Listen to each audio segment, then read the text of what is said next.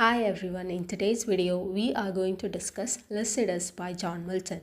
It is a pastoral elegy written in 1637 in memory of his friend Edward Young who got drowned in the Irish seas.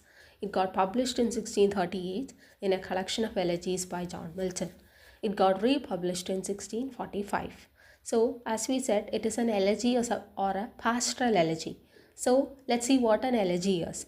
According to a glossary of literary terms, an elegy is a formal and sustained lament in verse for the death of a particular person, usually ending in a consolation.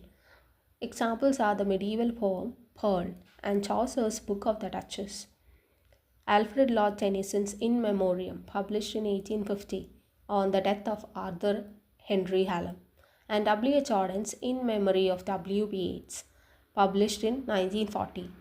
Occasionally, the term is used in its older and broader sense for somber meditations on mortality, such as Thomas Gray's Elegy written in a country churchyard, published in 1757. An important subtype of the elegy is the pastoral elegy, which represents both the poet and the one he mourns, who is usually also a poet, as shepherds.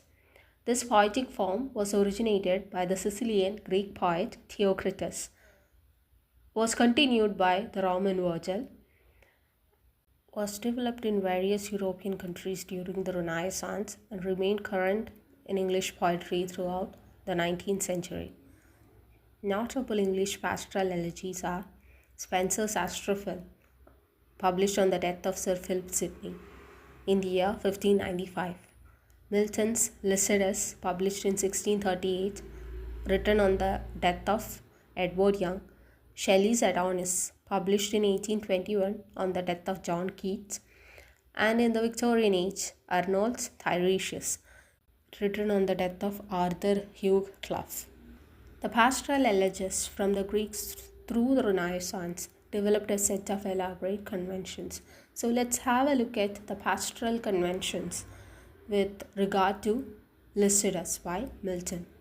The lyric speaker begins by invoking the muses and goes on to make frequent reference to other figures from classical mythology.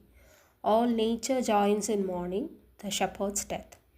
The mourner charges with negligence the nymphs and other guardians of the dead shepherd. There is a procession of appropriate mourners. The poet raises questions about the justice of fate or else of providence and adverts to the corrupt conditions of his own times. There is a closing consolation. In Christian elegies, the lyric reversal from grief and despair to joy and assurance typically occurs when the elegists come to realize that death in this world is the entry to the higher life. Now let's take a look at the poem in detail. The poem has 193 lines. So we will take a look at the poem with a line-by-line explanation. Yet once more, oh, ye laurels, and once more, ye myrtles brown, with ivy never sere, I come to pluck your berries, harsh and crude, and with forced fingers rude, shatter your leaves before the mellowing year.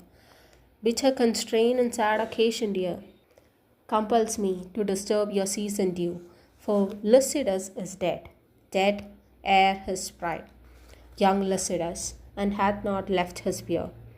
Who would not sing for Lycidas? He knew himself to sing, and build the lofty rhyme. He must not float upon his watery bier, unwept, and welter to the parching wind, without the meed of some melodious tear. Have a look at the first 4 lines. Yet once more, oh, ye laurels, and once more, ye myrtles brown, with ivy never sere, I come to pluck your berries, harsh and crude, and with forged fingers rude, shatter your leaves before the mellowing year. Okay, so the speaker of the poem has come to pluck berries from laurels and myrtles, which are 2 kinds of plants. But the speaker has come to pluck them untimely. They have not yet ripened. What made the speaker to pluck the berries and shatter the leaves so early? Or why didn't he wait till the berries are ripened? Let's see. Bitter constraint and sad occasion, dear, compels me to disturb your season due. For Lycidas is dead, dead ere his prime, young Lycidas, and hath not left us pure. So he is there because of a sad event, a sad occasion, a very burdensome, a heavy occasion. What is it? The death of Lycidas. Lycidas is dead ere his prime. Before maturing, before attaining old age, he is dead at a very young age. Young Lycidas, and hath not left his peer. He has not yet left a person who can take up his place. And even before that, the guy is dead. Who would not sing for Lycidas? He knew himself to sing and build the lofty rhyme. So, any person out there is going to mourn for the death of Lycidas. Any poet out there is going to write a poem in memory of Lycidas, because Lycidas himself was a poet and he built lofty rhyme. He was able to write good poetry. He must not float upon his watery bier, unwept and welter to the parching wind, without the meed of some melodious tear. See, he must be given sufficient recognition. He must not float in the watery bier. Bier means a tomb. So, since Edward Young, he drowned in the Irish seas, the poet uses the metaphor of a watery bier, the watery tomb, the ocean, the sea in which his friend is floating by. So he should not be floating away in the watery bier without being given proper recognition. So he deserves to be recognized by the world. Unwept and welter to the parching wind. So in wind he should not toss and tumble himself and float away in his watery bier without the meed of some melodious tear. So, without being given a fitting reward, a meed means a fitting reward, he should not float away without the meed of some melodious tear. So, what is a melodious tear? Again, melodious tear here is a metaphor for poetry, a melodious tear. So in these lines, we can see the use of the poetic device apostrophe in which the poet or the speaker is addressing someone who is not able to respond. It can be God, it can be an inanimate object, someone who is dead, someone who is not able to respond. So here the poet is addressing the plants, the laurels and myrtles, and he is talking about the death of his beloved friend Lycidas. So we continue. Begin then, sisters of the sacred well, that from beneath the seat of Jove doth spring. Begin and somewhat loudly sweep the string. Hence with denial vain and coy excuse. So may some gentle muse with lucky words favor my destinied urn. And as he passes turn and bid fair peace be to my sable shroud. So, as we said earlier, in pastoral elegies, it is a common convention to invoke the muses. So, here the poet is asking the muses of poetry to give him poetic inspiration.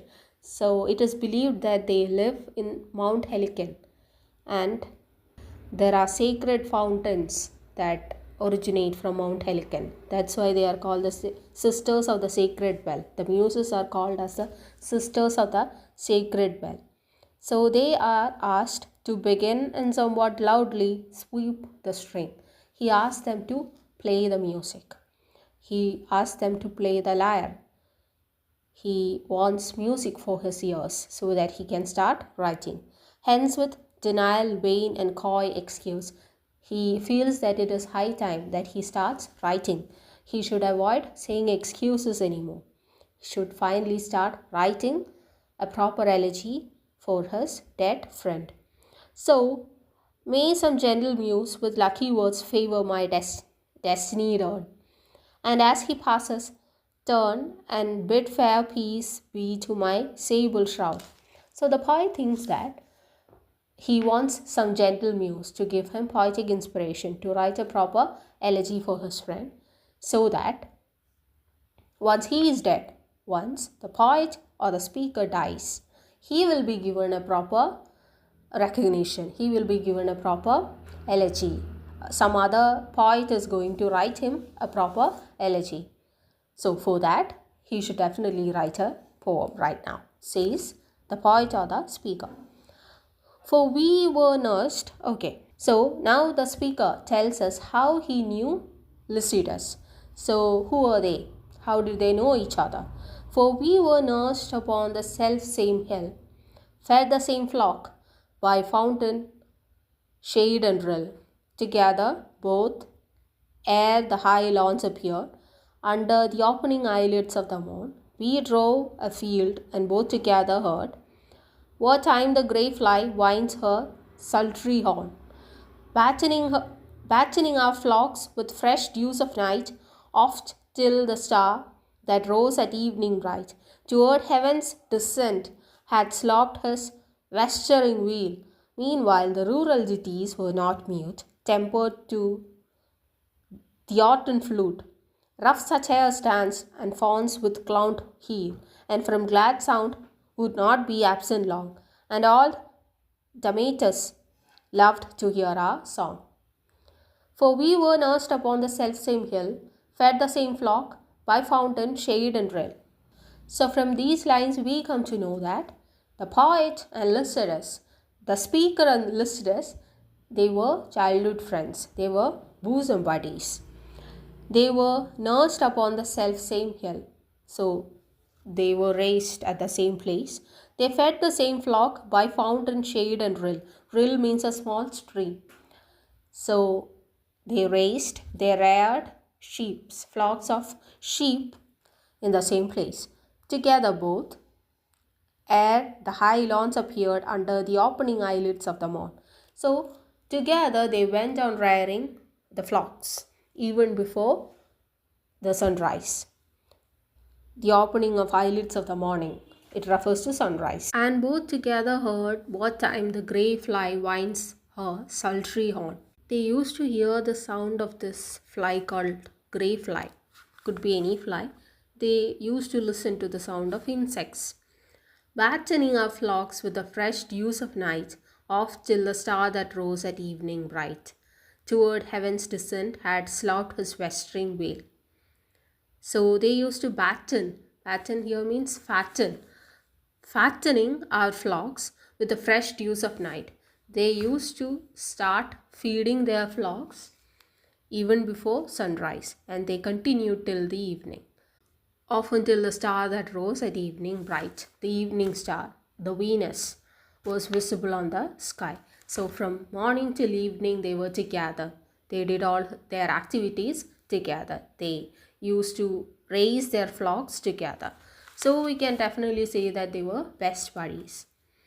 Okay, now take a look at the poem. Meanwhile, the rural ditties were not mute, tempered to the autumn flute. Rough satyrs danced and fawns with cloven heel. From the glad sound would not be absent long, and old Demetus loved to hear our song.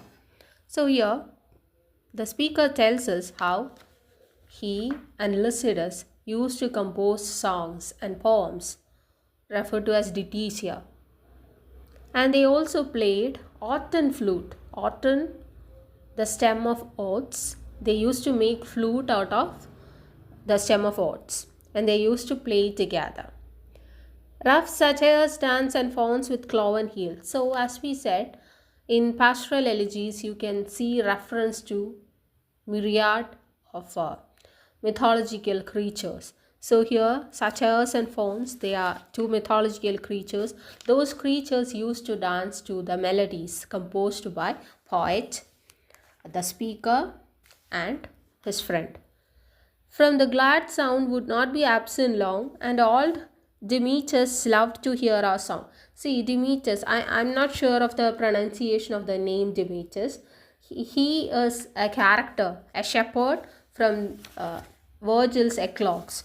So, even Demetus was happy about the songs played by poet, the speaker and his friend Lycidas. So, in these lines, he is trying to equate the life on a pasture the life of two shepherds on a pasture to the life that Edward Young and Milton had in Cambridge.